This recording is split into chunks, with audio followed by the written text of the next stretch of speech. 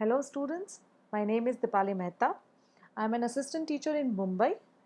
This is my first smart learning video, that is an educational video. मैं book keeping and accountancy की teacher हूँ. सो I just thought कि हम सबको पता है कि लॉकडाउन का दौर चल रहा है, हम सब एक बड़े संकट से लड़ रहे हैं और इसमें हमारी यंग जनरेशन तो बहुत अच्छा साथ दे रही होगी, मुझे पता है, क्योंकि बहुत अंडरस्टैंडिंग भी है और बहुत समझदार भी है. एज ऑफ आप लोग अभी तक 11th स्टैंडर्ड की प्रिपरेशन की तैयारी कर रहे थे. सो हमें अभी अभी बहुत लास्ट वीक में और इसमें पता चला है कि हमारी एजुकेशन मिनिस्टर ने, जो मिस वर्षा गायकवाड़ है, उन्होंने हमें बताया है that 11th standard exam has been cancelled and the students will be promoted to the 12th standard. So अब हम लोग ऑलरेडी इन कंटिन्यूएशन है स्टडीज़ के, तो इसमें ज़्यादा गैप ना आ जाए और ज़्यादा डिस्टर्बेंस ना आ जाए, इसलिए with this help of the technology, I would like to guide you on this subject. And as we know, the syllabus has been changed in the academic year 2021. So आपको थोड़े से गाइडेंस अगर मिल जाएंगे तो आपकी स्टडीज़ में कुछ भी प्रॉब्लम नहीं आएंगे, डिस्टर्बेंस नहीं आएगा और आप कंटिन्यूएशन में स्टडी कर सकते हो. Now for this study we need a textbook. Now the markets are closed, as we know that all the markets are closed and हमें कुछ भी नहीं मिल रहा है, यानी कि ये जो स्टेशनरी वाली चीज़ें हैं वो हमें नहीं मिलेगी. सो हमारे लिए ये भी सुविधा उपलब्ध है that you can Google out बाल भारती वेबसाइट, आप गूगल आउट कर सकते हो या फिर आप डायरेक्टली डालिए balbharti.in. तो उस पर आप जैसे ही क्लिक करोगे, so you will see a screen on the left hand side.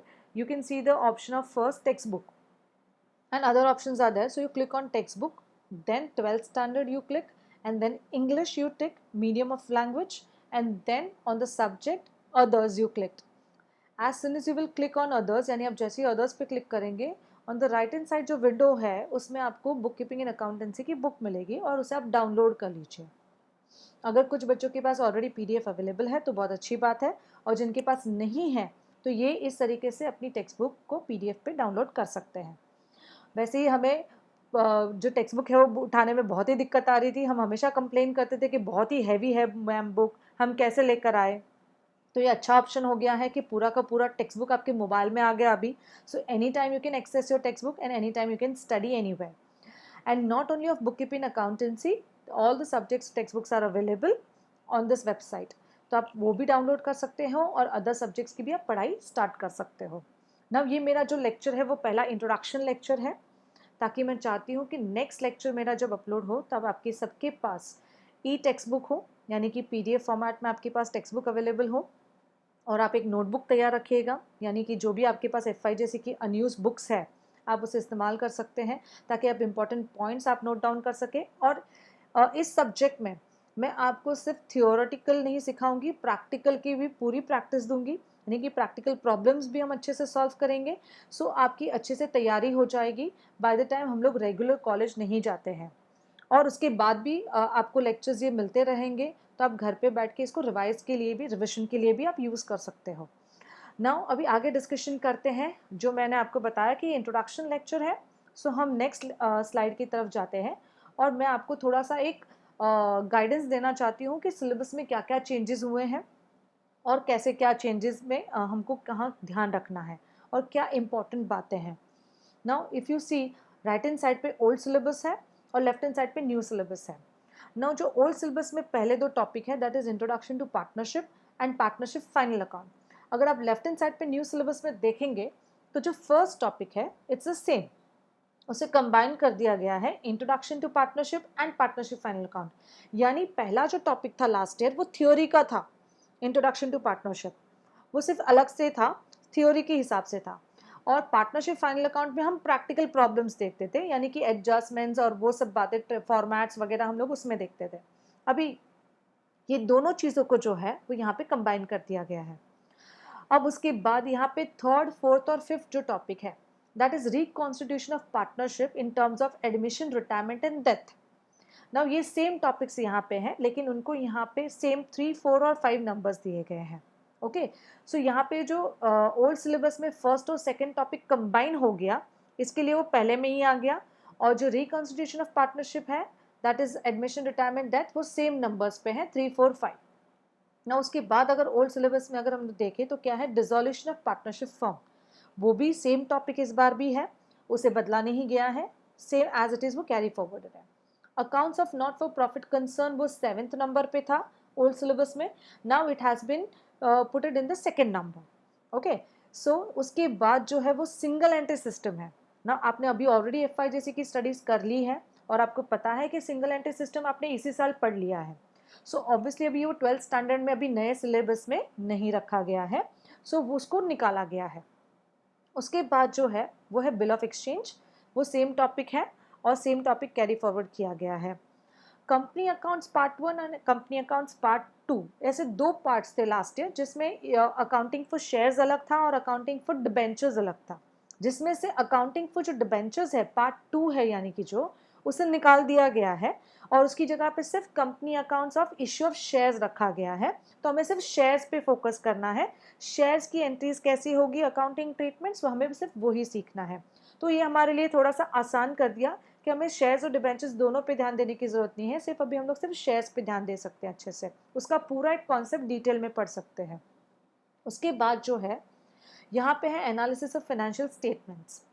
Now यहाँ पे भी वो सेम टॉपिक है, लेकिन इसमें काफ़ी सारे चेंजेस किए गए हैं एंड वो बहुत ही इंपॉर्टेंट चेंजेस किए गए हैं, बिकॉज लास्ट ईयर तक ये जो था वो बोर्ड पेपर में क्वेश्चन नंबर 2 यानी कि सिंगल एंट्री के सामने ऑप्शन के तौर पे थ्योरी क्वेश्चंस आते थे। अभी हालांकि इसमें थ्योरी क्वेश्चंस नहीं आएंगे, बिकॉज ये पूरा प्रैक्टिकल सब्जेक्ट कर मतलब प्रैक्टिकल टॉपिक कर दिया गया है, जिसमें बहुत सारे चेंजेस किए गए हैं, बहुत सारे एडिशंस हुए हैं, प्रैक्टिकल प्रॉब्लम्स के भी एडिशंस हुए हैं। तो यानी इस बार का मेरा ऐसा मानना है कि एनालिसिस ऑफ फाइनेंशियल स्टेटमेंट्स अगर इस बार बोर्ड में क्वेश्चन पेपर में वो पूछा जाएगा तो प्रैक्टिकल प्रॉब्लम के तौर पे पूछा जाएगा, थ्योरी क्वेश्चन के तौर पे पूछा जाएगा नहीं। देन इसमें एक एडिशन जो नए सिलेबस में हमें दिख रहा है, जो ओल्ड सिलेबस में नहीं था, that was computer in accounting. Now, as we know that in each and every field, okay, we are using computer. That means technology we are using. So we are going more of less paperwork. Okay, so जो पहले के time पे handwritten book keeping and accountancy हुआ करता था, maintenance of books of accounts हुआ करता था, वो अभी आज के हालांकि दौर में नहीं होता है। टैली और ऐसे बहुत सारे सॉफ्टवेयर्स हैं जो हम यूज़ करते हैं for maintaining the book keeping record and as well as for the preparation of financial statements. Okay, so उसका इम्पोर्टेंस क्या है, उसे कैसे यूटिलाइजेशन होता है, उसके मतलब क्या क्या अलग अलग सॉफ्टवेयर्स है जिसमें हम इसको यूज़ कर सकते हैं, ऐसी बहुत सारी इन्फॉर्मेशन हमें इसमें दी है।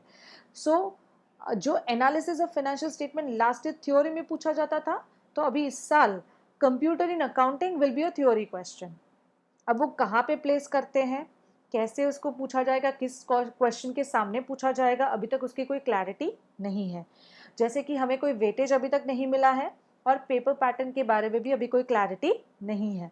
सो जब तक हमें वो क्लैरिटी नहीं मिलती है, at least we can start with the first topic, that is introduction to partnership and partnership final account. और हमें ये पता है कि ऑब्वियसली कि partnership final account will be a compulsory question. तो बाय द टाइम हम जब ये टॉपिक पढ़ेंगे तब तक कुछ ना कुछ तो सिचुएशन क्लियर हो जाएगी कि कौन से टॉपिक्स क्या है, किसके सामने ऑप्शंस में है या कैसे पूछने वाले हैं। तो हमारे लिए फिर बाद में स्टडीज़ प्लान करना ईजी हो जाएगा। But by the time we can just start with the first topic. So in my next class I will start with the first topic, उसका मैं इंट्रोडक्शन स्टार्ट करूँगी। So you be ready with your notebook and the PDF copy of the text book. Okay, और दूसरी important बात, यहाँ पे old syllabus में हमें एक प्रोजेक्ट वर्क दिख रहा है। जैसे हमें पता है कि दिस ईयर यानी जो ये साल के बच्चे अभी जो 12th स्टैंडर्ड दे चुके हैं, that was the last year for the project work. अभी आपने 11th में हमारी एग्ज़ाम्स कैंसिल हो गई, इसलिए हम वो नहीं दे पाए, तो हमें वो आइडिया नहीं आया। लेकिन जो 20 मार्क्स का इंटरनल असेसमेंट पेपर था वो भी ऑब्जेक्टिव बेस्ड था, और जो 80 मार्क्स का पेपर है उसमें भी FIJC में तो 20 मार्क्स का ऑब्जेक्टिव्स था ही। ओके, अगर वो सेम पैटर्न 12th स्टैंडर्ड के लिए भी फॉलो करते हैं तो इन ऑल हमारे लिए 40 मार्क्स का ऑब्जेक्टिव्स हो जाएगा ऑन फुल सिलेबस। ओके, सो अभी हमें थ्योरी पे ज़्यादा फोकस करना होगा। अगर आप थ्योरी को इग्नोर करोगे तो आप ऑन एंड ऑन मार्क्स नहीं ले पाओगे। जैसे इसी साल ऐसा हुआ, ऐसे 2 क्वेश्चन बोर्ड में पूछे गए जो थोड़े से ट्रिकी थे, और थोड़े से इंटरनल यानी कि थ्योरी बेस्ड थे। जैसे कि इंस्ट्रूमेंटल एक्ट पूछा गया 1881, जो हालांकि टीचर्स बताते हैं, लेकिन जब थ्योरी के टाइम पे बच्चों को ज़्यादा इंटरेस्ट होता है कि आप हमें पहले एंट्री सिखा दो, पोस्टिंग सिखा दो, सम सिखा दो, थ्योरी पे वो लोग कम फोकस करते हैं। ओके, सो आप लोग अगर थ्योरी पे कम फोकस करोगे तो ये प्रॉब्लम आएगी। देन और एक पार्टनर से रिलेटेड क्वेश्चन पूछा गया, हालांकि टाइप्स ऑफ पार्टनर्स भी हम सीखते हैं।